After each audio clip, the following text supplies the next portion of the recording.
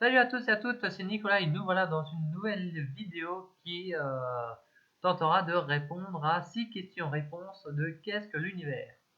Vous êtes déjà certainement posé cette question de qu'est-ce que l'univers, quelle forme a-t-il, quelle taille il fait, comment il est né, comment il va mourir, où on se trouve dans l'univers, quelle forme a-t-il, enfin toutes, toutes ces questions-là, je vais tenter d'y répondre dans cet épisode. Premièrement, quelle est la forme de notre univers? Notre univers aurait 3 formes possibles. Il serait soit une sphère, soit un tore, soit un univers plat. On parle notamment de courbure de l'espace-temps ou de courbure spatiale. Albert Einstein dit que l'espace-temps peut être déformé, contracté, étiré, tordu, etc. dès lors qu'il y a de la masse et de la gravité. La masse de l'univers est tellement importante qu'elle déforme la totalité de l'espace-temps qui se trouve dans l'univers. Du coup, ça courbe l'univers comme un trou noir courbe l'espace qui se trouve autour de lui-même. Comment mesure-t-on la courbure de l'espace-temps? Prenons n'importe quel triangle. On sait que la somme des angles d'un triangle est toujours égale à 180 degrés. Ceci n'est valable que si le triangle se trouve sur une surface plate. Si on dessinait le triangle sur une sphère, nous verrions que la somme des angles de ce triangle est supérieure. A l'inverse, si on dessine ce triangle à l'intérieur d'un tore, nous verrions que la somme des angles de ce triangle est inférieure à 180 degrés. Grâce au satellite Planck, on peut observer 3 points lumineux qui se trouvent loin de nous dans l'espace et on peut donc ainsi calculer la somme des angles de ce triangle formé. La valeur obtenue par ce satellite prédit si la courbure de l'espace est positive, alors la taille de l'univers ferait 19 fois le rayon de Hubble. A l'inverse, si la courbure de l'espace était négative, la taille de l'univers ferait 33 fois le rayon de Hubble. Pour vous expliquer le rayon de Hubble, il va falloir parler de l'âge de l'univers. C'est notre deuxième point aujourd'hui. Le rayon de Hubble, ou la sphère de Hubble, correspond à la limite de notre univers observable. L'univers a à peu près 13,7 milliards d'années, plus ou moins.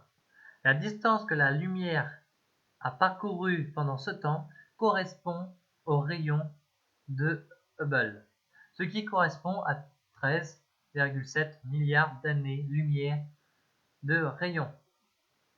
Une année-lumière correspond à la distance que parcourt un rayon de lumière en un an. Le rayon de Hubble correspond donc à la limite de notre univers observable. Puisqu'un photon ne peut parcourir une distance plus grande de 13,7 milliards d'années-lumière, ne peut nous parvenir. Comme nous l'avons vu précédemment, notre univers est probablement plus grand. Donc, c'est une chose à comprendre, c'est que notre univers observable correspond à la sphère de Hubble et non la taille absolue de notre univers. Comment les scientifiques ont-ils fait pour déterminer l'âge de l'univers? On est bien d'accord, ils ne l'ont pas sorti d'un chapeau magique, mais ils ont fait des observations. Notamment, on sait que l'univers grandit à la vitesse de la lumière, donc de 300 000 km par seconde. Ce qui veut dire que l'espace qui sépare entre deux galaxies augmente avec le temps.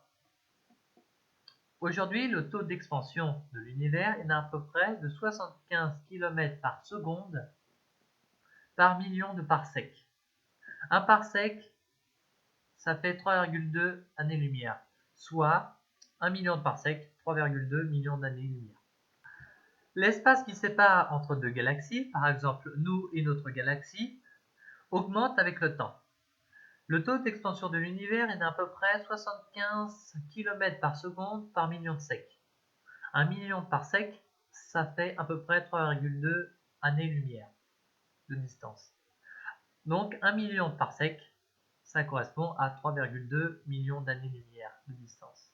Alors la galaxie se sépare de nous et nous d'elle de à peu près 75 km par seconde par million de secs. Ce qui produit un nouvel effet, le décalage vers le rouge.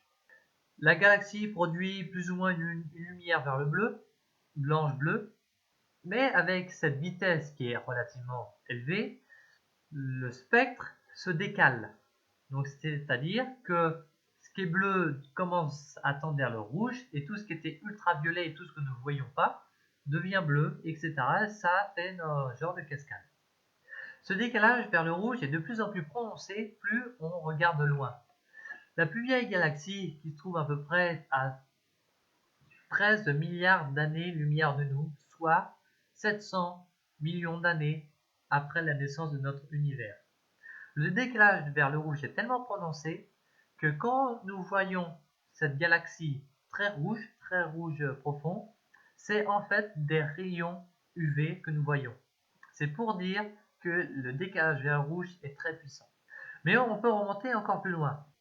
À 13,7 milliards d'années-lumière de nous, soit presque 100 millions d'années après la naissance de notre univers, le décalage vers le rouge est tellement énorme que le spectre visible n'est plus capable de percevoir les longueurs d'onde, même très courtes, de ces galaxies. On peut remonter jusqu'à 320 000 ans après la naissance de notre univers.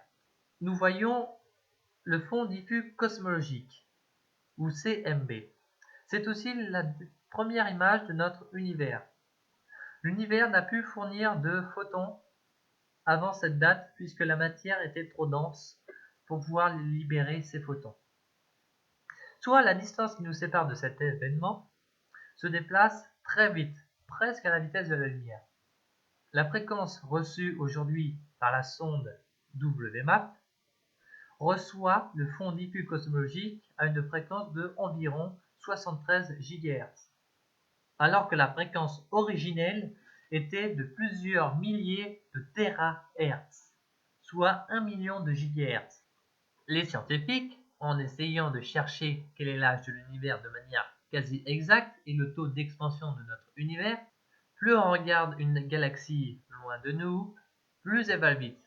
Mais si on extrapole à quelle distance elle devrait se trouver aujourd'hui, puisque cette galaxie à laquelle nous la voyons se trouve telle qu'elle il y a tant d'années. Donc 5 milliards, 8 milliards, 10 milliards, ça dépend de quelle galaxie on regarde. Et donc en extrapolant, les scientifiques se sont aperçus que notre univers à l'heure actuelle grandit plus vite que la vitesse de la lumière, car les galaxies se déplacent maintenant beaucoup trop vite. Cet événement est apparu il y a à peu près 5 milliards d'années, soit 8 milliards d'années après la naissance de notre univers.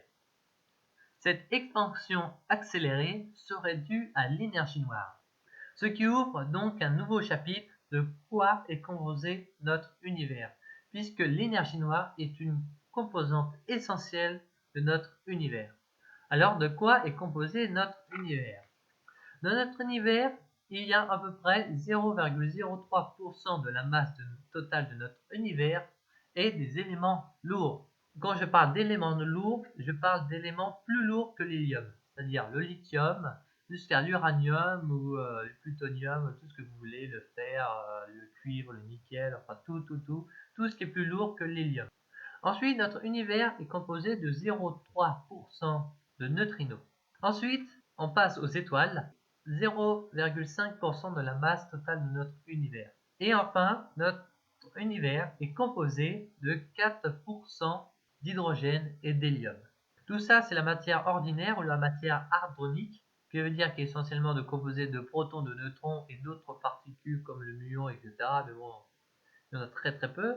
Donc tout cela représente 4,5% de la masse de notre univers.